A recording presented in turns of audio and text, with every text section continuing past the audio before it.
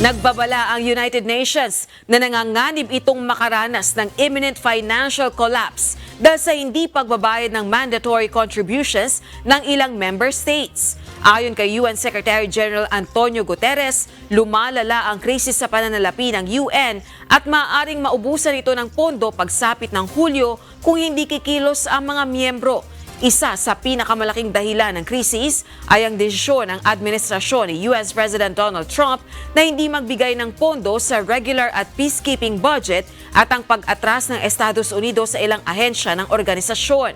Sinabi rin ni Guterres na 77% lamang ng kabuuang kontribusyon ang nabayaran noong 2025 at napipilitan ng UN na magsauli ng pondo na hindi naman ito aktwal na natanggap dahil sa umiiral na financial rules. Dahil dito, nanawagan si Guterres sa lahat ng 193 member states na tuparin ang kanilang obligasyon o magsagawa ng malalim na reforma sa sistema ng pananalapi upang maiwasan ang tuluyang pagbagsak ng organisasyon.